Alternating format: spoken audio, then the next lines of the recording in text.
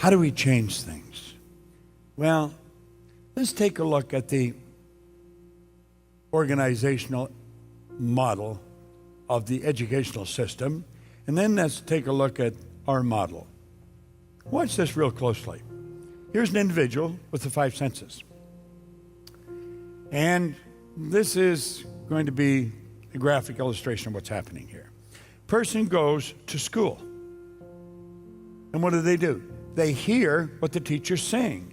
Now you hear with your ears. You hear with your ears. They're for hearing. Odds are pretty good. If you hear, you'll gather the information.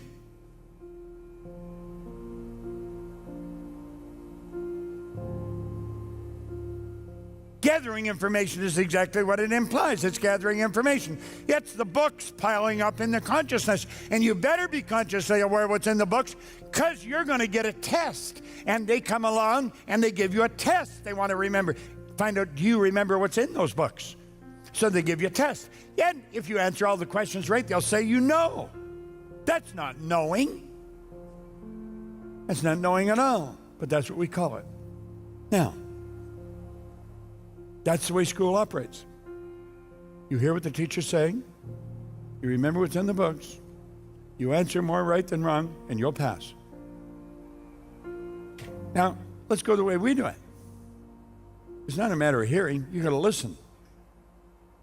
You don't listen with your ears. You listen with your emotions. You've got to let yourself, you've got to get that right inside.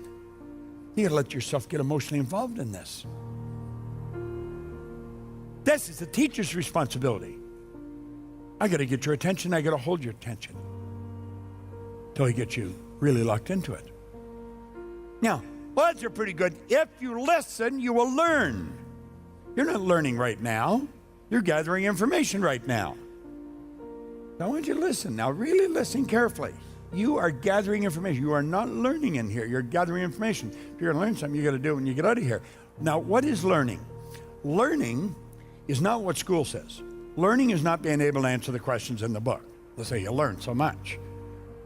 What did Hoffer say? The learned will find themselves beautifully equipped to deal with a world that no longer exists. There's no such thing as a learned person. You're either learning or you're not. Learning is when you consciously entertain an idea, you get emotionally involved in the idea, you step out and act on the idea, you do it. Yet you change the end result. The learning experience is the feedback that comes to your consciousness from the idea you thought about that you got emotionally involved in, they act on, and it changes the result. The learning is the feedback that comes to our consciousness. I know that if I think this and I get involved in emotionally and I step out and act on it, then I'll change the results. I have learned something.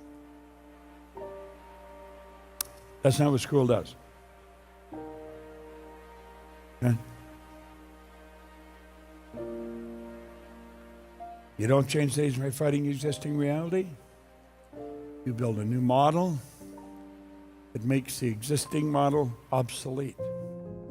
The will is the mental faculty that gives you the ability to hold one idea on the screen of the mind to the exclusion of all outside distractions or ideas. I want you to start dreaming about what you want and then discipline yourself that you're going to execute it. Now, you and I are constantly being inundated with ideas through our senses. See, hear, smell, taste, touch. It's flying into our mind. It's so easy to get off track. Most information that you pick up just as you go through your day is negative. It's very negative. Most people spend most of their time thinking of why things won't work. 97% of the population are locked into that. If you turn on your radio or your TV, the news, it's all negative. It's not good news, it's bad news. And people will sit and stare at it.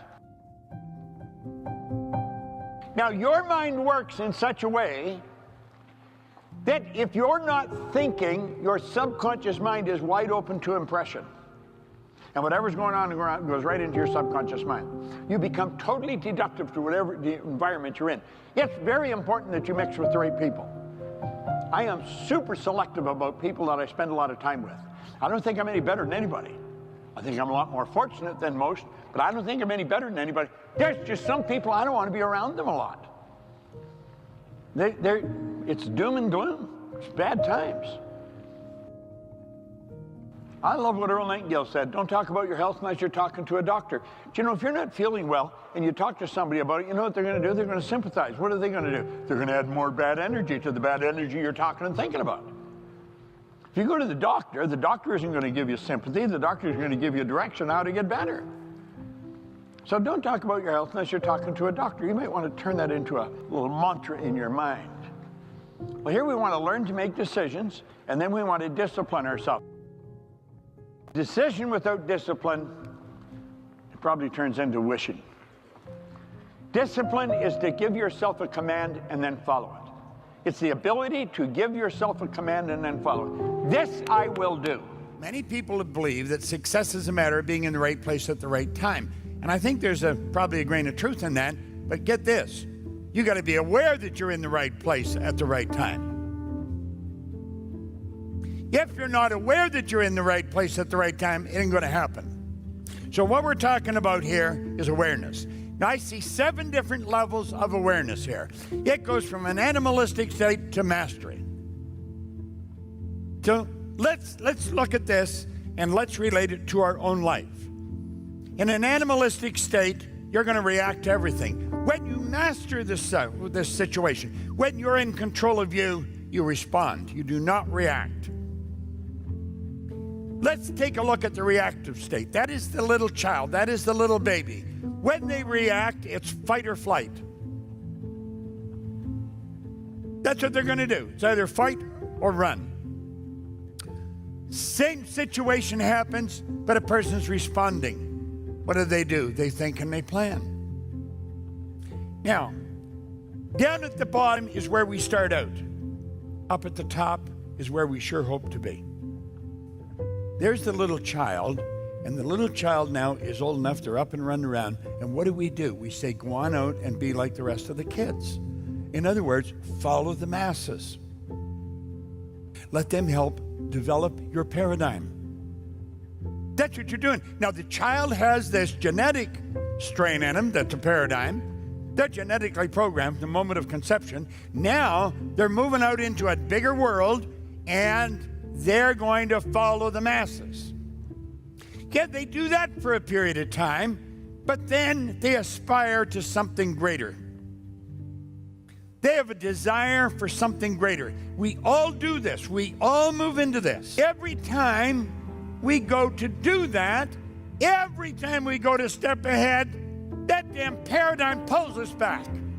Every time it pulls us back.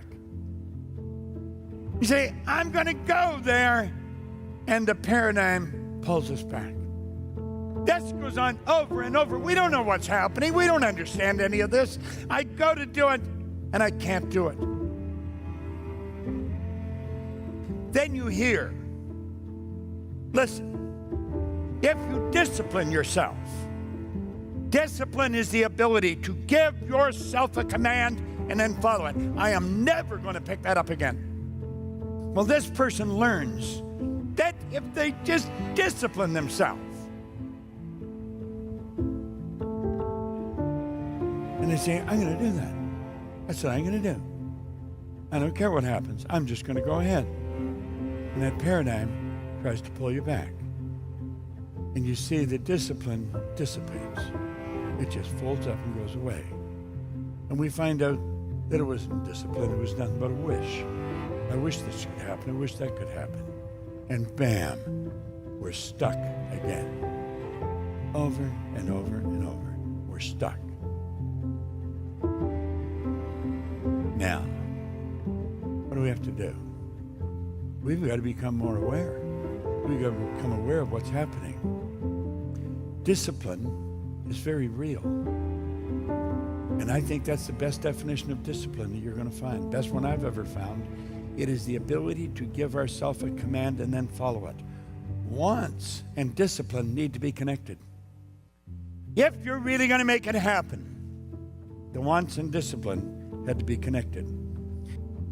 When you go to do this, and when you find that discipline starts to fade, you got to say, no way, absolutely not.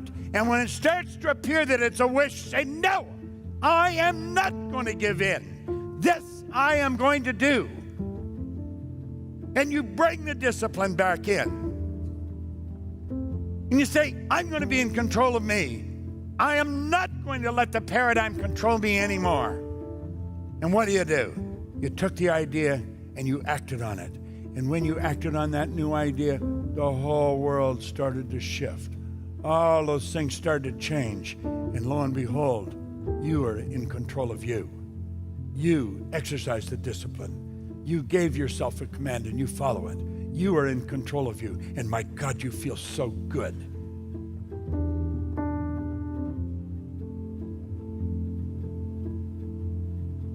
When you give yourself a command and follow it, you will feel something that you won't get any other way. You can't buy it. Nobody can give it to you. It's something only you can do. It is such a beautiful thing. Wow. Wow.